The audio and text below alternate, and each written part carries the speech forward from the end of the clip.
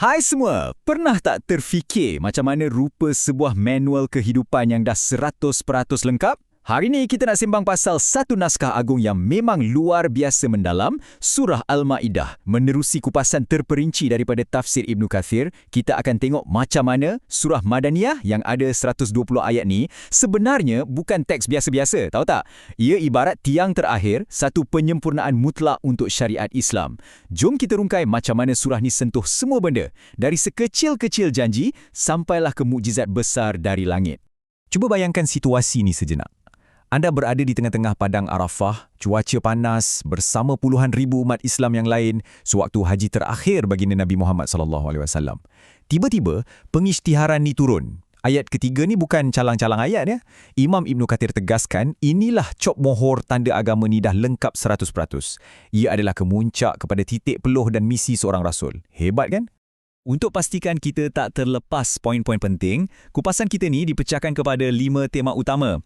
Kesempurnaan agama Islam, penunaian janji dan syariat, keadilan dan kesucian nyawa, interaksi dengan ahli kitab, dan akhir sekali, mujizat hidangan dari langit.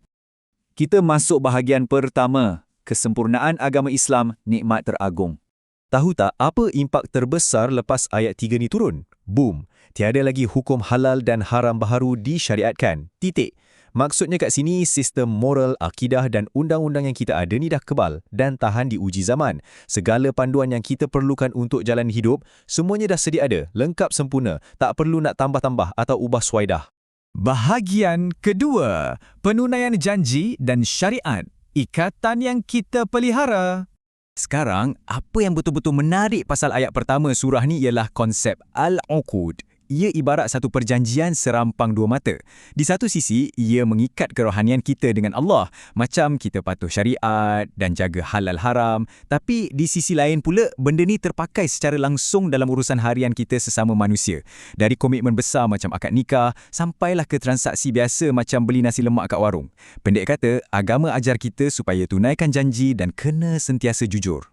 Bercakap pasal pemakanan pula, Imam Ibn Kathir ada perincikan bab larangan makan bangkai, darah, babi atau haiwan yang tak disembelih atas nama Allah. Anda mungkin terfikir, "Uish, ketatnya." Tapi sebenarnya ini adalah mandat dari Tuhan untuk jaga kesihatan tubuh badan dan kesucian rohani kita sendiri. Dan part yang paling mempesonakan, rahmat Allah tu sangat luas.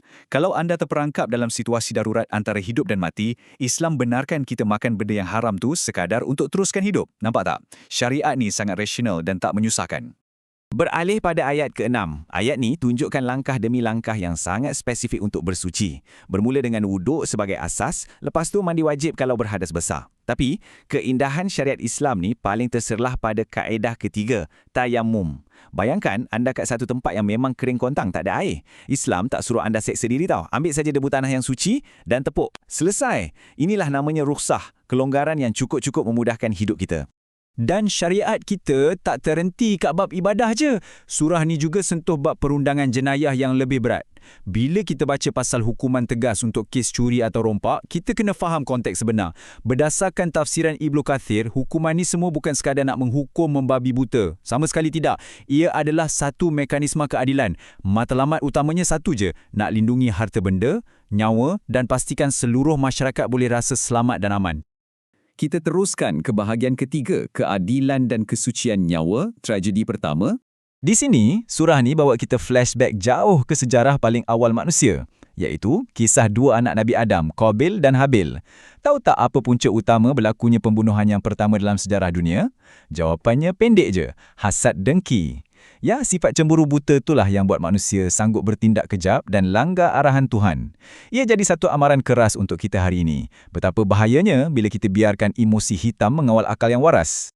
Dan pengajaran daripada kisah tragis tadi bawa kita kepada satu falsafah Islam yang cukup mengagumkan. Lihat nombor 1 ni, kerana menurut ayat ke-32, kalau seseorang tu bunuh satu sahaja nyawa orang yang tak bersalah, impaknya umpama dia membunuh seluruh umat manusia. Tapi di sebaliknya, kalau kita pelihara dan selamatkan satu nyawa, ia seolah-olah kita dah selamatkan seluruh isi dunia ni. Cuba hadamkan fakta tu. Betapa tingginya nilai sekeping nyawa anda dalam kerangka keadilan agama ni.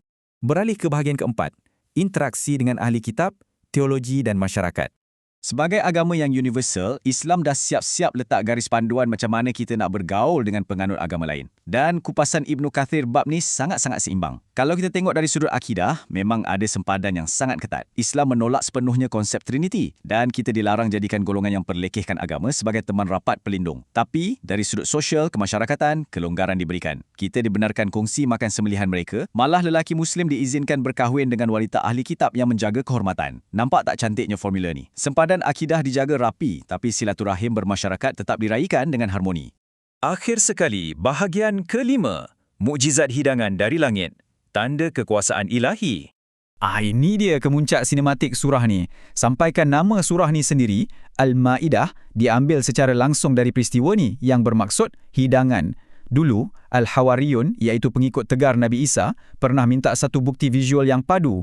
Sebuah meja hidangan diturunkan terus dari langit. Dan menurut riwayat, mereka minta benda ni bukan sebab lapar tau. Mereka nak satu tanda fizikal yang mutlak, supaya iman mereka betul-betul lekat kat dalam dada dan takkan goyah sampai bila-bila. Dan teka apa jadi, mukjizat tu betul-betul turun dari langit, betul-betul di depan mata mereka. Tapi, anda kena peringat, keajaiban sehebat ni ada harga dia. Allah letak syarat dan amaran yang sangat-sangat menggerunkan.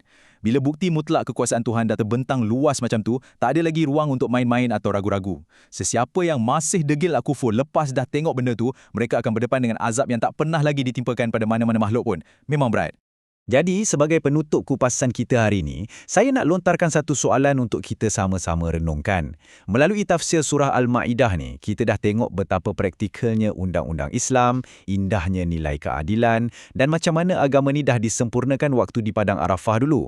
Persoalan dia sekarang, setelah segala panduan dan kebenaran ni dihidangkan depan mata kita, adakah kita betul-betul nak amalkan semua ni atau kita masih asyik nak cari alasan untuk berpaling? Anda jawablah sendiri ya.